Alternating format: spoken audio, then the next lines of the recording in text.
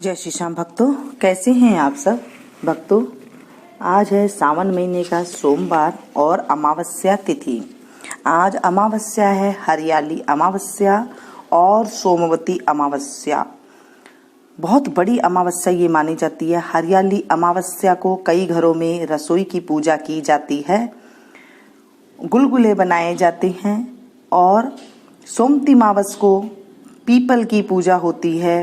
People में जल चढ़ाया जाता है और 108 चीज चढ़ाई जाती है सोमवती अमावस के नाम की।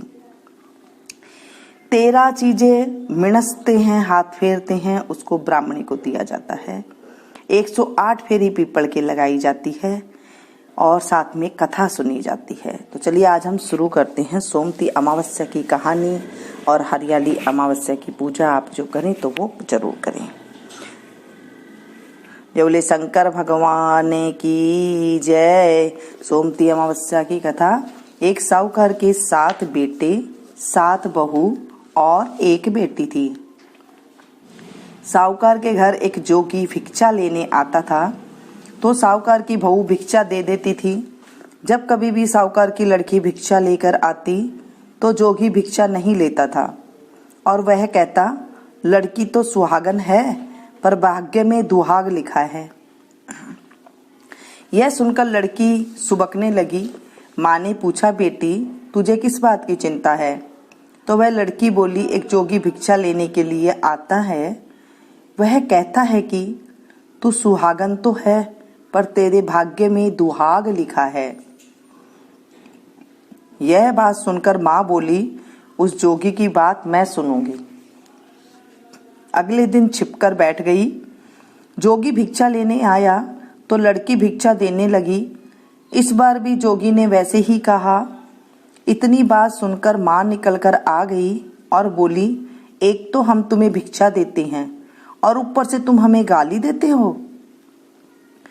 जोगी बोला, मैं गाली नहीं देता, सच्ची बात कहता हूँ, इसके भाग्य में ऐसा ही लिखा है। तब माँ बोली, अगर तुम्हें इतना ही मालूम है तो इससे बचने का उपाय भी तो मालूम होगा। जोगी बोला, 7 समंदर पार एक सोना धोबन रहती है जिसने सोमवती अमावस्या कर रखी है। अगर वह इसे आकर फल दे दे तो इसका दुहाग टल जाएगा, नहीं तो विवाह के समय सर्प काटने से इसकी मृत्यु हो जाएगी। यह बात सुनकर लड़की की माँ बहुत रोने लगी। अब माँ सोना धोबन के पास गई। रास्ते में बहुत तेज धूप पड़ रही थी तो वह एक पीपल के नीचे, पेड़ के नीचे बैठ गई। पेड़ पर गरुड़ पंखनी का बच्चा रहता था, जिसे सांप डसने से आया तो साहूकारनी ने सांप को मार डाला और बच्चे को बचा लिया। जब गरुड़ पंखनी आई तो सब जगह खून देखकर साहूकारनी को चोंच मारने लगी। साहूकारनी बोली, मैंने तो तेरा बच्चा बचाया है। अब गरुड़ पंखनी बोली, तूने मेरे बच्चे को बचाया है सो कुछ मांग ले। साहूकारनी बोली, पहले वचन भरो। गरुड़ पंखनी बोली, मैं तुम्हें वचन देती हूँ। साहूकारनी बोली, मुझे 7 समंदर पार सोना धोबन के घर छोड़ दो। अब गरुड़ पंखनी ने उसे सोना धोबन के घर छोड़ दिया। वहां जाकर साहूकारनी ने सोचा कि अब इसको कैसे मनाऊं। सोना धोबन के घर 7 बहुएं थी जो कि घर का काम करने के लिए आपस में हर समय लड़ती झगड़ती थी। रात को जब सब सो जाते तो साहूकारनी की बहू सोना धोबन के घर जाती और उनका सारा काम कर देती तथा दिन निकलने से पहले ही चली जाती। अब सारी बहुएं आपस में सोचती थी कि सारे घर का काम कौन करता है। अब वे आपस में भी एक दूसरे से कुछ नहीं पूछती थी। एक दिन सोना धोबन ने बहुओं से पूछा, आजकल तुम आपस में लड़ती झगड़ती भी नहीं हो, सारे घर का काम कौन करता है? तब बहुएं बोली, काम तो हमको ही करना है पड़ता है, लड़ाई करने से क्या फायदा।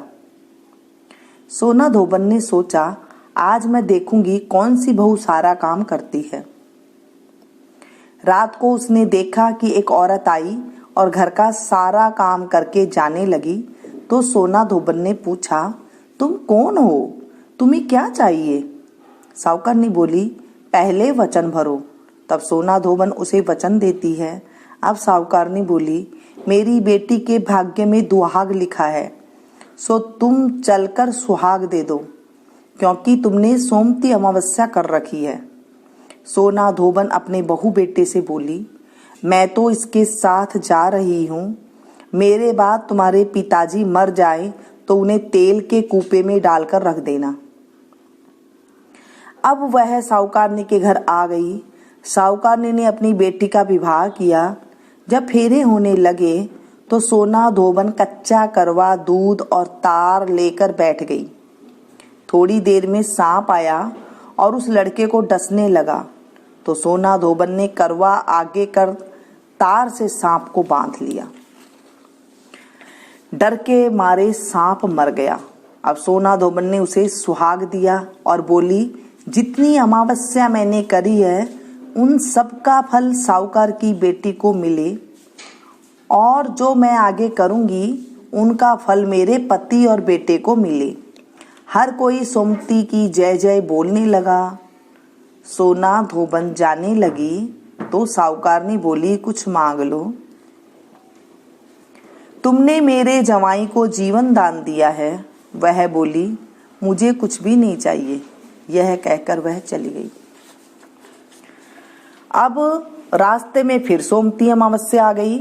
उसने पीपल के पेड़ के नीचे बैठकर कहानी सुनी, व्रत किया और पीपल की 108 फेरी लगाई। पीपल की पूजा करने के बाद वह घर पर गई और वहां जाकर उसने देखा कि उसका पति मरा पड़ा है। तो उसने सोमती अमावस्या रास्ते में की थी, उसका फल अपने पति को दे दिया। इसके उसका पति जिंदा हो गया। सब पूछने लगे, तुमने क्या किया जो यह जिंदा हो गया? तब वह बोली, मैंने तो कुछ भी नहीं किया। रास्ते में सोमती अमावस्या आई थी, सो उसकी पूजा करी थी, व्रत किया और 108 फेरी पीपल की लगाई। सारी नगरी में ढिंडोरा पिटवा दिया। हर कोई सोमती अमावस्या की पूजा करो, व्रत रखो, 108 फेरी पीपल की लगाओ। हे सोमती अमावस्या, जैसे साहूकार की बेटी का सुहाग दिया वैसे सब किसी को देना। कहते को, सुनते को, हुंकारा भरते को, सारे परिवार को देना। हे सोमती अमावस, हमारी रक्षा करना। इस तरह से सोमती अमावस्या की जो हमने आज कथा करी है। उसके बाद है आज सोमवार, तो सोमवार की व्रत भी जरूर कथा सुननी चाहिए, क्योंकि आज शंकर भगवान की सावन महीने का पावन। ये बोले शंकर भगवान की जय। एक बहुत धनवान साहूकार था, जिसके घर धन आदि किसी प्रकार की कमी नहीं थी, परंतु उसको एक दुख था कि उसके कोई पुत्र नहीं था। वह इसी चिंता में रात दिन रहता था। वह पुत्र की कामना के लिए प्रति सोमवार को शिव जी का व्रत और पूजन किया करता था। तब सायंकाल को शिव मंदिर में जाकर शिव जी के श्री विग्रह के सामने दीपक जलाया करता था।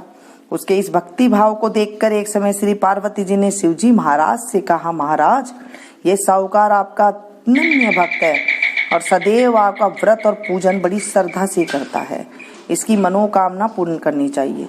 शिव जी ने कहा, हे पार्वती, यह संसार कर्म क्षेत्र है। जैसे किसान खेत में बीज बोता है वैसे ही फल काटता है, उसी तरह इस संसार में जो जैसा कर्म करते हैं वैसा फल भोगते हैं। पार्वती जी ने अत्यंत आग्रह से कहा, महाराज, जब यह आपका अनन्य भक्त है और इसको अगर किसी प्रकार का दुख है तो उसको अवश्य दूर करना चाहिए, क्योंकि आप सदैव अपने भक्तों पर दयालु होते हैं और उनके दुखों को दूर करते हैं। यदि आप ऐसा नहीं करेंगे तो मनुष्य आपकी सेवा तथा व्रत क्यों करेंगे? पार्वती जी का आग्रह देख शिव जी महाराज कहने लगे, हे पार्वती, इसके कोई पुत्र नहीं है, इसी चिंता में यह अधिक दुखी रहता है। इसके भाग्य में पुत्र न होने पर भी इसको पुत्र की प्राप्ति का वर देता हूँ, परंतु यह पुत्र केवल 12 वर्ष तक ही जीवित रहेगा। इसके पश्चात वह मृत्यु को प्राप्त हो जाएगा। इससे अधिक मैं और कुछ भी इसके लिए नहीं कर सकता। ये सब बातें साहूकार सुन रहा था। इससे उसको कुछ प्रसन्नता नहीं हुई और न ही कुछ दुख हुआ।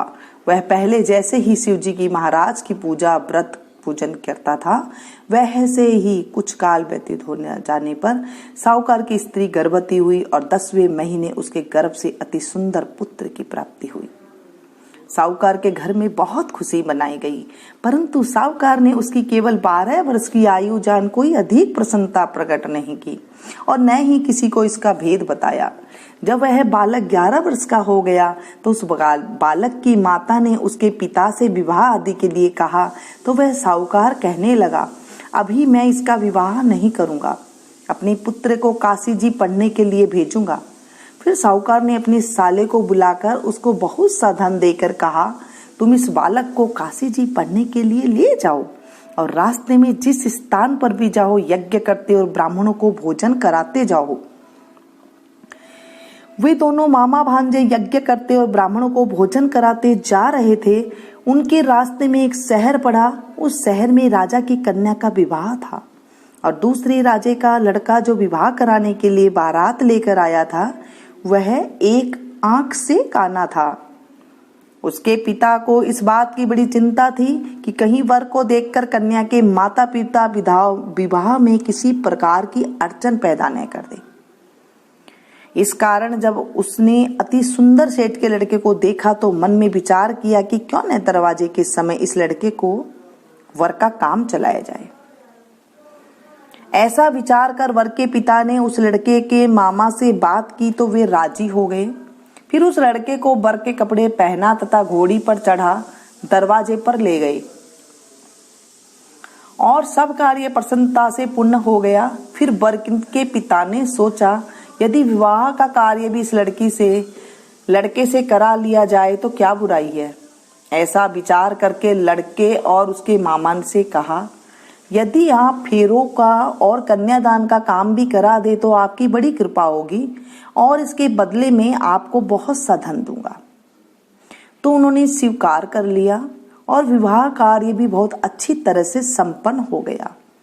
परंतु जिस समय लड़का जाने लगा तो उसने राजकुमार की चूंदड़ी के पल्ले पर लिख दिया कि तेरा विवाह तो मेरे साथ हुआ है, परंतु जिस राजकुमार के साथ तुमको भेजेंगे वह एक आंख से काना है और मैं काशी जी पढ़ने जा रहा हूं।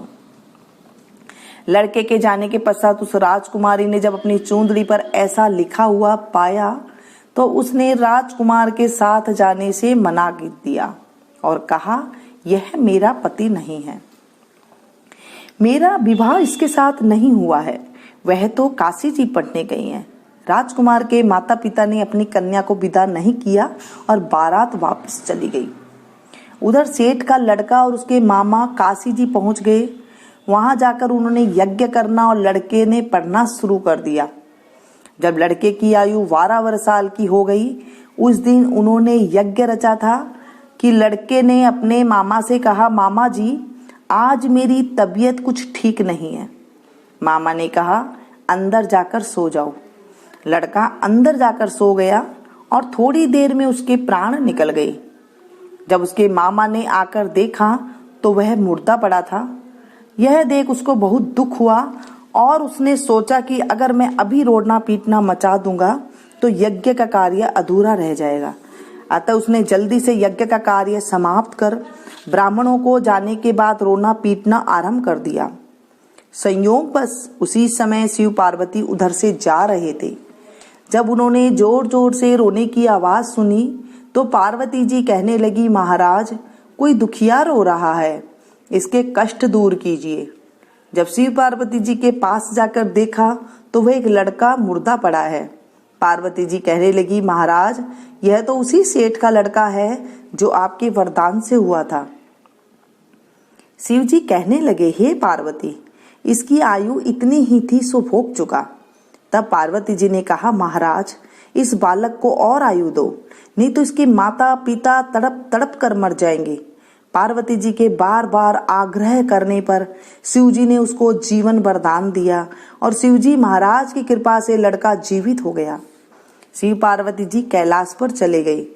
तब वह लड़का और मामा उसी प्रकार यज्ञ करते तथा ब्राह्मणों को भोजन कराकर अपने घर की ओर चल पड़े।